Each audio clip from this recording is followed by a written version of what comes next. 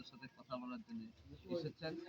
আরেকজন যিনি অতীত স্বৈরাচারের আমলে 14 বছর কারাগারে ছিলেন, যার মৃত্যুদণ্ড ঘোষণা হয়েছে, যিনি মৃত্যুকে দেখেছেন, সাক্ষাৎ করেছেন, কিন্তু 24-এর গণঅভ্যুত্থানের ফলে আল্লাহ তাআলার অশেষ মেহেরবানিতে বাংলাদেশ সুপ্রিম কোর্টের পূর্ণাঙ্গ বেঞ্চের রায়ে তিনি বেকসুর খালাস লাভ করে এই রংপুর মানুষের গর্ব। ওনার বাড়ি হচ্ছে রংপুরে তারাঙ্গজ এবং বদরপুর আসনের আমাদের প্রার্থী, আমাদের এটিএম আজহারুল ইসলাম ভাই, তিনি মজলুম জননেতা, শহীদ পরিবারকে দেখা করার জন্য এসেছেন। শহীদের পিতা এবং ভাই এসেছেন এবং কবর জিয়ারত হয়েছে। আমি সংক্ষিপ্তভাবে জানাব এটিএম আজহারুল ইসলাম ভাইকে কথা বলার জন্য অনুরোধ।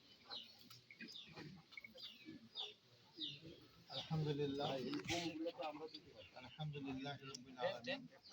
এটা পরে তো বক্তব্য নেওয়াই পড়বে ভাই, এখানে তো এইভাবে নেওয়ার প্রয়োজন পড়ে না। এটা তো কোনো ফর্মাল জনসভা না। আমি ঢাকা থেকে এসেছি, তোমাদের জনসভা আছে আলহামদুলিল্লাহ। আমাদের সেখানে আমি যখন বক্তব্য রাখি সেখানে আমি বক্তব্য রাখার সুযোগ পাবো ইনশাআল্লাহ, সেখানে আমার কথা বলবো। আমি এখানে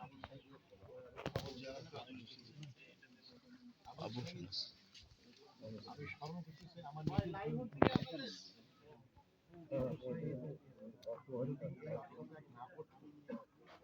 এবং সমাপ্তি হয়েছে 5ই আগস্ট।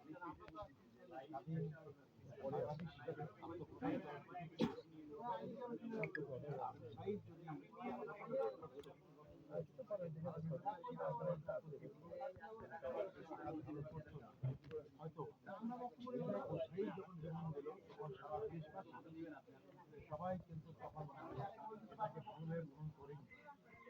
স্বৈরাচারী সরকারের বিরুদ্ধে জনগণ ফুটে উঠেছে। বেশিরভাগ ছাত্র, যুবক, এমনকি শিশু পর্যন্ত আমরা কারাগার বিভিন্নভাবে দেখার সুযোগ পেয়েছি। তৎকালীন সরকারের বিরুদ্ধে রুখে দাঁড়িয়েছে এবং যার পরিসমাপ্তি 5ই আগস্ট হয়েছে। আপনারা সবাই জানেন আবু সাঈদের এই আত্মত্যাগ যদি না হতো তাহলে আমার মতো লোক ফাঁসির আসামি থেকে আত্মমুক্ত পেতাম না। চিরকৃতজ্ঞ তার কাছে। আমি শুধু না, হাজার হাজার রাজবন্দী বিনা কারণে যারা বন্দী অবস্থায় ছিলেন তারা মুক্তি পেয়েছে এবং সর্বোপরি বাংলাদেশ মুক্ত হয়েছে। 18 কোটি মানুষ মুক্ত হয়েছে এবং সবচেয়ে স্বৈরাচারী সরকার মানুষের জুলুম করার সাথে সাথে আমাদের আলেম ওলামা তারা পীর মাশায়েখ যারা দেশের জনগণকে ধর্ম শিক্ষা দেয়, ধর্মের প্রচার করে, ইসলামের প্রচার করে, তাদের কি অপরাধ ছিল? তারা তো সরকারের বিরুদ্ধে ছিল, তারা ইসলামের পক্ষে ছিল, তাদের তো হাজার হাজার জঙ্গি সাজিয়ে কারাগারে বরং দেওয়া হয়েছে। আমার অনেকে দেখা হয়েছে, কোনো অপরাধ তাদের নাই। এইভাবে সেই সরকার শুধু গণতন্ত্রের বিরুদ্ধেই ছিল না, দেশের জনগণের বিরুদ্ধেই ছিল না, ভোট কেড়ে নেওয়াই শুধু কাজ ছিল না, তারা ইসলামের বিরুদ্ধেও ছিল। ইসলামকে ধ্বংস করার চেষ্টা করেছে, তারা সমস্ত প্রতিষ্ঠানকে ধ্বংস করার চেষ্টা করেছে এবং সেখান থেকে আবু সাঈদ যে দেশ থেকে উদ্ধার করেছে, তিনি শুধু বীর নন, আমরা মনে করি তিনি একজন শহীদ।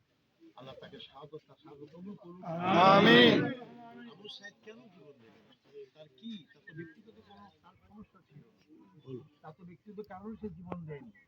সে জীবন দিয়েছে দেশের মানুষের ভোটের অধিকার ছিল না, দেশের মানুষ নির্যাতনের শিকার হয়েছে, কথা বলতে পারতো না, লিখতে পারতো না, গণতন্ত্র ছিল না এবং বৈষম্য তো ছিলই এবং সর্বোপরি আলেম ওলামার বিরুদ্ধে যুদ্ধ ছিল, তাদের বিরুদ্ধে তারা একটা বহিঃপ্রকাশ, তার ছবি দেখলে কেউ বলতে পারবে কি একটা ছেলে পুলিশের সামনে কিন্তু হাত তুলে বুক পাঠিয়ে দিতে পারে?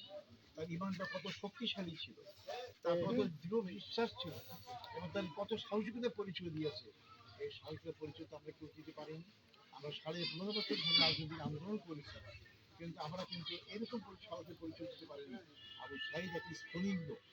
আবু সাঈদ বাংলাদেশের জনগণকে একটা শিক্ষা দিয়েছেন যে তোমরা ভীতু কাপুরুষ থাকবে না, যত শক্তিশালী হোক না কেন, তার বিরুদ্ধে যে জীবন তোমার লুকিয়ে দাঁড়ায় তো কোনো সময় তিনি কথা বলছেন,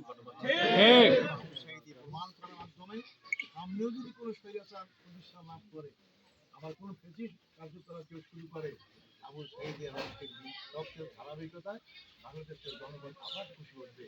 তাই আমি আপনার এই আজকের এই বাবর জিয়াদের মাধ্যমে আপনাদের কাছে মাধ্যমে দেশবাসীকে জানাতে চাই, দেশ করি আমরা যেন আবু সাইদের বেইমানি না করি, আবু সাইদের উদ্দেশ্যে জীবন দিয়েছে উদ্দেশ্যে যুদ্ধে না যাই, আমরা সম্পূর্ণ দলীয় মনোভাব থেকে মুক্ত হয়ে আবু সাইদের স্বপ্নকে বাস্তবায়ন করি। সেই থেকে আমি সবাইকে আহ্বান জানাতে চাই। ধন্যবাদ সবাইকে। এবং আবু সাইদের পিতা, তিনি মানুষ, তিনি অনেক কষ্টে আছেন। আমরা কিন্তু আপনাকে বলতে চাই, আমরা আসি, তাদেরকে দোয়া করি, ছবি তুলে নিয়ে চলে যাই, কিন্তু আর তাদের খোঁজ খবর নেই। আমি মনে করি